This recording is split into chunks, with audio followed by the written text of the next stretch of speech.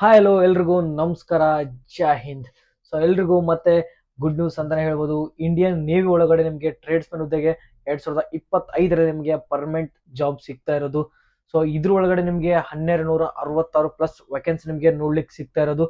ಹಾಗೇನೆ ಏಜ್ ಬಗ್ಗೆ ನೋಡೋದಾಯ್ತಪ್ಪ ಅಂದ್ರೆ ನಿಮಗೆ ಏಜ್ 18ರಿಂದ 25 ಇರಬೇಕು.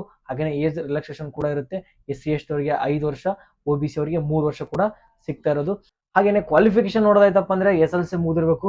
ಹಾಗೇನೆ ITI ಕೂಡ ಕಂಪ್ಲೀಟ್ ಆಗಿರಬೇಕು. ಯಾಕಂದ್ರೆ ಇದು ಇಂಡಿಯನ್ ನೇವಿ ಟ್ರೇಡ್ಸ್ಮನ್ ಹುದ್ದೆಗೆ ನಿಮಗೆ ಅಪ್ಲಿಕೇಶನ್ ಹಾಕ್ತಾ ಇರೋದು. ಹಾಗೇನೆ ಇದ್ರೊಳಗಡೆ ಮೊದಲನೇದಾಗಿ ನೀವು ಎಕ್ಸಾಮ್ ನ ಬರೀಬೇಕಾಗುತ್ತೆ. ಸೊ ಎಕ್ಸಾಮ್ ಬರೋದಾದ್ಮೇಲೆ ನಿಮಗೆ ಫಿಸಿಕಲ್ ಇರುತ್ತೆ. ಫಿಸಿಕಲ್ ಆದ್ಮೇಲೆ ನಿಮಗೆ ಮೆಡಿಕಲ್ ಇರುತ್ತೆ. ಆಮೇಲೆ ಮೆಡಿಕಲ್ ಆದ್ಮೇಲೆ ನಿಮಗೆ ಡಾಕ್ಯುಮೆಂಟ್ ವೆರಿಫಿಕೇಶನ್ ಇರುತ್ತೆ. ಸೊ ಡಾಕ್ಯುಮೆಂಟ್ ವೆರಿಫಿಕೇಶನ್ ಆದ್ಮೇಲೆ ನಿಮಗೆ ಲಾಸ್ಟ್ ಅಲ್ಲಿ ನಿಮಗೆ ಜಾಯ್ನಿಂಗ್ ಲೆಟರ್ ನಿಮ್ ಕೈಗೆ ಸಿಗುತ್ತೆ. ಹಾಗೇನೆ ಇದಕ್ಕೆ ಯಾವುದೇ ರೀತಿ ಅಪ್ಲಿಕೇಶನ್ ಹಾಕೋದಕ್ಕೆ ಫೀಸ್ ಯಾವುದಕ್ಕೂ ಇರೋದಿಲ್ಲ. SC/ST ಆಗಿರ್ಬೋದು, OBC ಆಗಿರ್ಬೋದು, EWS ಆಗಿರ್ಬೋದು. ಸೊ ಯಾರು ಕೂಡ ಇದಕ್ಕೆ ಅಮೌಂಟ್ ನ ಕಟ್ಟಬೇಕಾಗಿಲ್ಲ. ಸೊ ಇದು ಬಿಲ್ಕುಲ್ ಫ್ರೀ ಆಗಿರುತ್ತೆ. ಫ್ರೀ ಆಗಿ ನೀವು ಅಪ್ಲಿಕೇಶನ್ ಹಾಕ್ಬೋದು. ಹಾಗೇನೆ ಇದು ನಿಮ್ಗೆ ಅಪ್ಲಿಕೇಶನ್ ಹಾಕಕ್ಕೆ ಲಾಸ್ಟ್ ಡೇಟ್ ಯಾವಾಗ ಐತಪ್ಪ ಅಂದ್ರೆ 13/8/2025 ಹಿಡಿದು ನಿಮ್ಗೆ 2/9/2025 ನಿಮ್ಗೆ ಡೇಟ್ ಇನ್ನೂ ಐತಿ. ಸೊ ನೀವು ಆರಾಮಾಗಿ ಅಪ್ಲೈನ ಮಾಡ್ಬೋದು. ಸೊ ಯಾರೆಲ್ಲ ನೀವು 10+ ITI ಮಾಡಿದ್ರು, ಸೊ ನಿಮ್ಮೆಲ್ಲರಿಗೂ ಒಂದು ಗುಡ್ ಅಪರ್ಚುನಿಟಿ ಅಂತ ಹೇಳ್ಬೋದು.